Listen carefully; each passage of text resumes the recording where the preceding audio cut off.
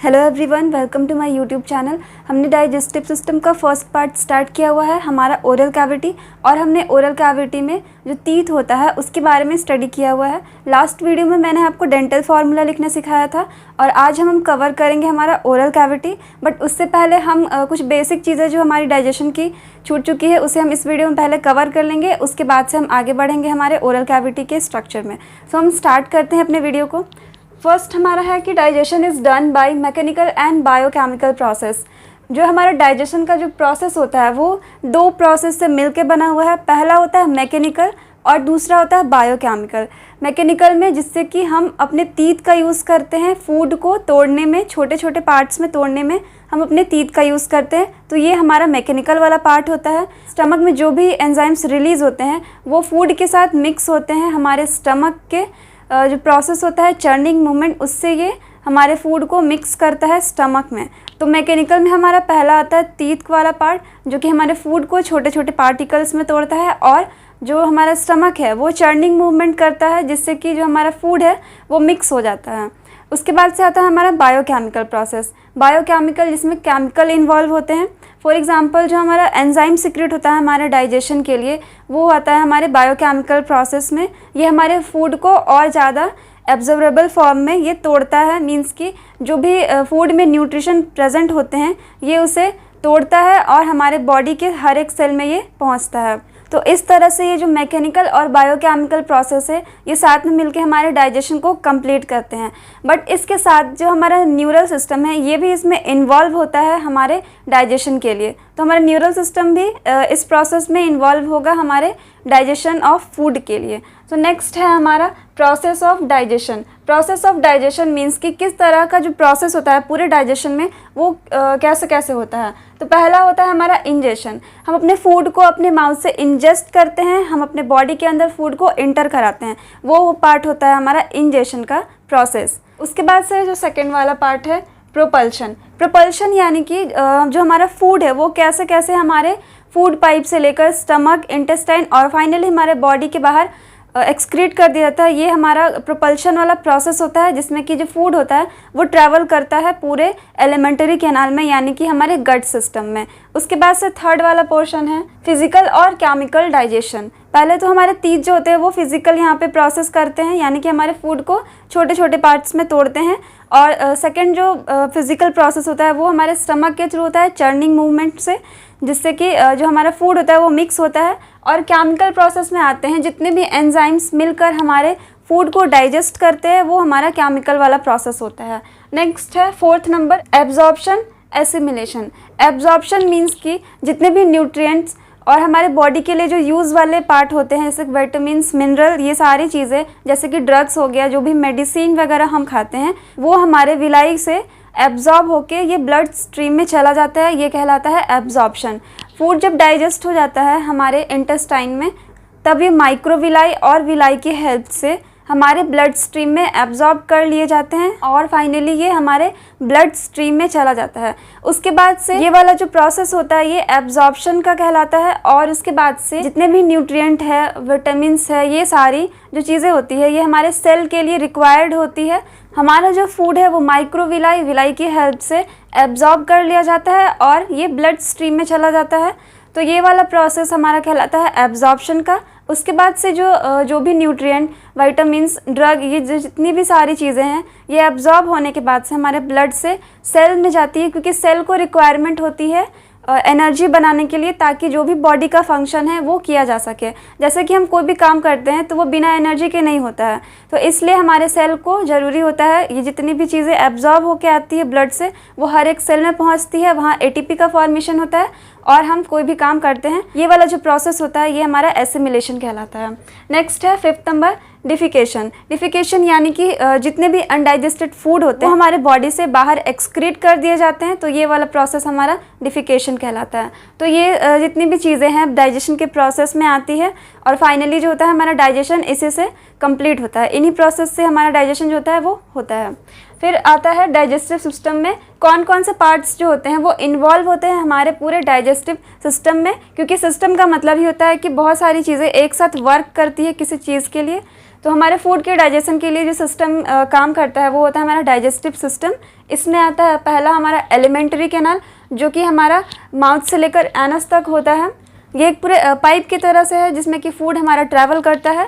और ये alimentary canal, जिसे कि हम गट भी कहते हैं, ये डिवाइडेड होता है फोरगट, मिडगट और हाइंडगट। तो फोरगट में हमारा माउथ आता है, उसके बाद से स्टमक का जो पार्ट होता है वो भी हमारे फोरगट में आता है। उसके बाद से जो हमारा इंटेस्टाइन होता है ट्रांसवर कोलोन तक, ये हमारा मिडगट वाला पार्ट चलता है लार्ज इंटेस्टाइन के।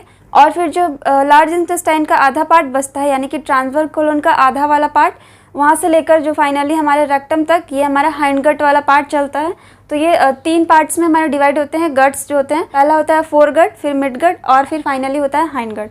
देन सेकंड है एसोसिएटेड ग्लैंड्स, क्योंकि बहुत सारे एंजाइम्स सिक्रेट होते हैं हमारे फूड को डाइजेस्ट करने के लिए, तो उसके लिए ग्लैंड्स जो होते हैं वो रिस्पॉन्सिबल होते हैं। तो हम देखते हैं कि कौन कौन से ग्लैंड्स जो होते हैं हमारे फूड के डाइजेशन में हेल्प करते हैं। तो पहला होता है सलाइवरी ग्लैंड, जो कि हमारे ओरल कैविटी में ही जितने भी सलाइवरी ग्लैंड्स होते हैं वो रिलीज़ होते हैं।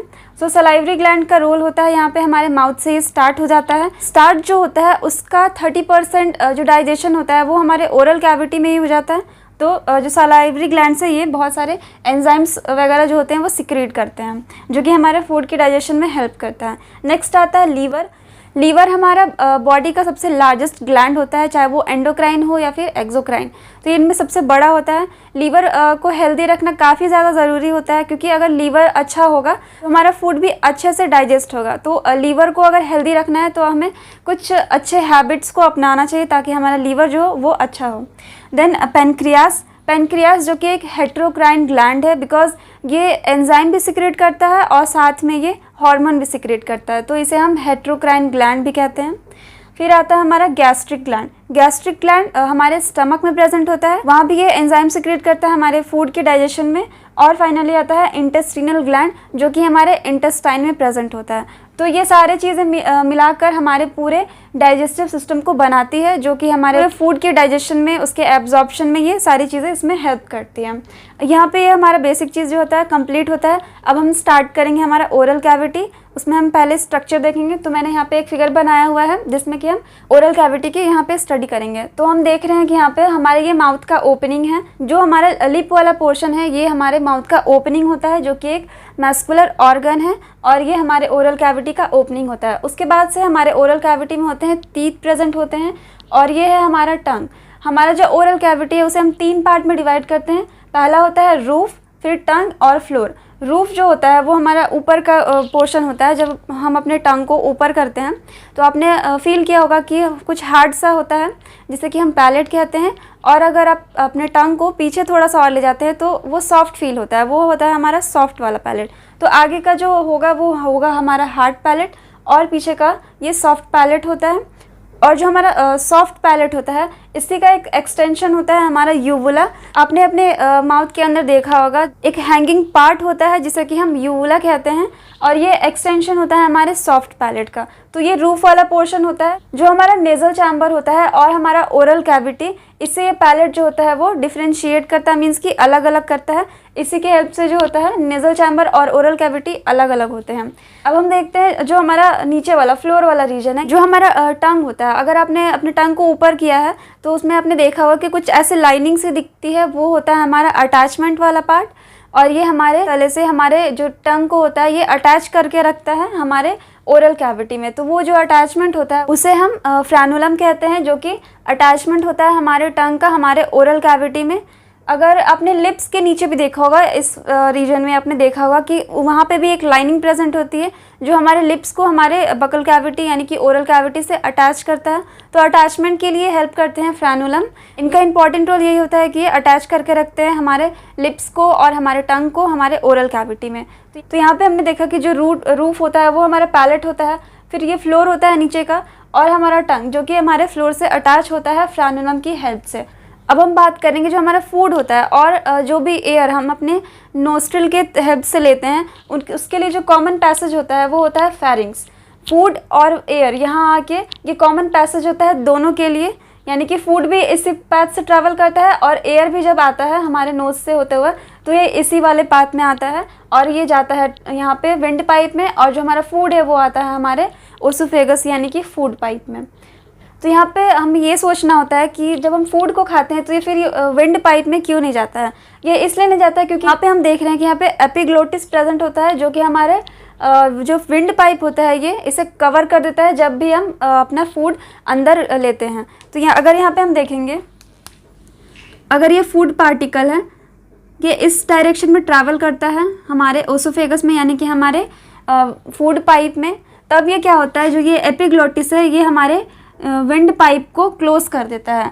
लेकिन जब एयर आना होता है यहाँ से हमारे नॉस्ट्रिल से, तब ये जो ग्लॉटिस होता है, जब हम खाना नहीं खाते उस वक्त, तब ये जो ग्लॉटिस होता है ये ओपन हो जाता है और जो एयर होता है वो हमारे विंड पाइप से होता है वो हमारे लंग्स तक पहुँचता है। बट कभी कभी क्या होता है कि आप सरक जाते हैं यानी कि जो हमारा फूड होता है वो यहाँ पे हमारे विंड पाइप में चला जाता है, क्योंकि हम जो हमारा एपिग्लोटिस है वो अच्छे से कवर नहीं कर पाता है हमारे विंड पाइप को। तब उस केस में क्या होता है कि जो हमारा फूड होता है, फूड जो भी हम खाते हैं वो हमारे विंड पाइप में जाता है, और जिससे कि रिफ्लेक्स स्टार्ट होता है, क्योंकि हमारे लंग्स को पता है कि फूड को अंदर नहीं लेना है, केवल एयर के लिए वो अलाउ करेगा। तो उस केस में क्या होता है कि हम खांसने लगते हैं। तो खांसते हैं ताकि जो हमारा फूड है वो वापस से हमारे अपने वाले पाथ में आ जाए, यानी कि अपने फूड वाले पाइप में चला जाए। तो जब हम खांसते हैं तो हमारा फूड जो होता है वो वापस से हमारे ओसोफेगस में आ जाता है, और जो हमारा एपिग्लोटिस है वो क्लोज कर देता है विंड पाइप को, ताकि जो फर्दर जो भी फूड आ रहे हैं वो हमारे जो विंड पाइप है उसमें ना जाए। तो ये ग्लॉटिस का काम हुआ कि ये इसे कवर करके रखता है जब हम अपने फूड को निगलते हैं अपने ओसोफेगस में। उसके बाद से हम देख रहे हैं कि यहाँ पे जो हमारा नोज़ है, इससे एयर हमारे अंदर आता है। जब हम एयर को इनहेल करते हैं अपने अंदर, तब ये ग्लॉटिस खुल जाता है और हमारे विंड पाइप में जो एयर है वो चला जाता है। अब दूसरे केस में हम देखते हैं कि जब हम फूड को खाते हैं यानी निगलते हैं, तब ये ग्लॉटिस कवर नहीं होने की वजह से फूड जो होते हैं विंड पाइप में आते हैं। बट अगर बात करते हैं जब हमारा फूड जो होता है ये विंड पाइप में ना जाकर अगर इस वाले साइड जाने लगे, यानी कि हमारे नेज़ल चैम्बर के साइड, तब क्या होता है कि जो यूवुला होता है ये हमारे इस वाले पोर्शन को कवर नहीं कर पाता है, जिसकी वजह से फूड इस साइड जाना स्टार्ट होता है। या फिर पानी पीते हैं उस वक्त भी कभी कभी क्या होता है, जब हम सरक जाते हैं तो ये इधर आना स्टार्ट हो जाता है, जिससे कि हमें नाक में बहुत अजीब सा लगने लगता है। तो इन केस जब यूवुला इसे कवर नहीं कर पाएगा तब फूड इस डायरेक्शन में जाना स्टार्ट होता है, और जब ग्लॉटिस हमारे विंड पाइप को कवर नहीं करता है तब क्या होता है कि तब ये फूड जो होता है हमारा विंड पाइप में चला जाता है। तो इस तरह से हमने दो केस यहाँ पे देखे कि जब हमारा यूवुला हमारे नेज़ल चैम्बर वाले साइड को अगर कवर नहीं कर पाता है, यानी हमारे नेज़ोफेरिंक्स को, इस वाले रीजन को हम नेज़ोफेरिंक्स बोलते हैं क्योंकि ये नेज़ल चैम्बर है, इस वजह से इस वाले पोर्शन का नाम होता है नेज़ोफेरिंक्स। तो अगर हमारा जो नेज़ोफेरिंक्स है वो कवर नहीं हो पाता है हमारे यूवुला से, तब क्या होता है फूड या वाटर जो भी हम लेते हैं वो उस साइड, उस डायरेक्शन में, यानी कि अपोजिट डायरेक्शन में जाना स्टार्ट होता है हमारे फूड पाइप में जाने की बजाय। और दूसरे केस में जब हमारा जो ग्लॉटिस होता है अगर वो हमारे विंड पाइप को कवर नहीं कर पाता है, तब जो फूड होता है वो हमारे विंड पाइप में जाता है, और उस वक्त क्या होता है कि हम खांसना स्टार्ट कर देते हैं, और ये वापस से रिफ्लक्स जनरेट करके ये वापस हमारे ओसोफेगस यानी कि फूड पाइप में आ जाता है। तो यहाँ पे हमने दो केसेस देखे कि हम जब सरक जाते हैं तो किस टाइप की यहाँ पे चीज़ें जो होती है यहाँ पे होती हैं, कैसे जो हमारा बॉडी होता है इस सिचुएशन को हैंडल करता है। नेचर ने काफ़ी सोच समझकर हमारे बॉडी को तैयार किया है, मीन्स कि जितने भी ऑर्गन हैं, जितने स्ट्रक्चर है, किस टाइप का फंक्शन होगा, ये बहुत सोच समझकर यहाँ पे बनाया गया है, ताकि किसी भी केस में जो हमारा बॉडी है वो हार्म ना हो सके। बट जो हमारे लाइफस्टाइल की वजह से हमें बहुत सारी आजकल परेशानियाँ होती है, बहुत सारी बीमारियाँ हो रही है, जिससे कि हमारे बॉडी पे अफेक्ट पड़ता है। तो नेचर ने बहुत सोच समझ के हमारे बॉडी को बहुत ऑर्गेनाइज्ड वे में तैयार किया है, जिससे कि यहाँ पे ग्लॉटिस है जो कि हमारे फूड को इधर आने से रोकता है, हमारा यूवुला हेल्प करता है कि वो नेज़ल चैम्बर में ना जाए। तो सारी चीज़ें बहुत सिस्टमेटिक वे में अरेंज है हमारे बॉडी में। हम बाहर से बहुत सिंपल दिखते हैं बट अंदर से उतनी ज़्यादा कॉम्प्लेक्स है हमारा बॉडी। तो हमने यहाँ पे अपने ओरल कैविटी का स्ट्रक्चर कंप्लीट किया। तो फर्स्ट पार्ट जो होता है हमारा माउथ का ओपनिंग पार्ट लिप्स, फिर आते हैं टीथ जो कि हमारे फूड को क्रश करते हैं, ग्राइंड करते हैं, ताकि जो हमारा डाइजेशन का प्रोसेस स्टार्ट हो सके। हमारा ओरल कैविटी हमारे डाइजेशन का फर्स्ट स्टेप होता है, यानी कि हम कह सकते हैं कि ये फर्स्ट पार्ट है जहाँ से हमारा डाइजेशन जो होता है वो शुरू हो जाता है। हमारे टीथ हमारे फूड को तोड़ते हैं, जितने सलाइवरी एंजाइम्स है वो यहाँ पे सिक्रेट होते हैं, ताकि हमारा जो फूड है वो मिक्स हो और हमारे फर्दर जो भी होता है हमारे फूड पाइप से होता है वह हमारे पूरे एलिमेंट्री कैनाल में ये ट्रैवल करे। हम अब नेक्स्ट लेक्चर में हम पढ़ेंगे हमारे ग्लैंड्स यानी कि सलाइवरी ग्लैंड के बारे में पढ़ेंगे कि हमारे सलाइवरी ग्लैंड का हमारे ओरल कैविटी में क्या रोल होता है हमारे फूड को फर्दर डाइजेशन में हेल्प करने के लिए। और हम अपने टंग के स्ट्रक्चर को भी कंप्लीट करेंगे। तो अगर आपको इस वीडियो से रिलेटेड कोई भी डाउट होता है तो आप कमेंट करके पूछ सकते हैं।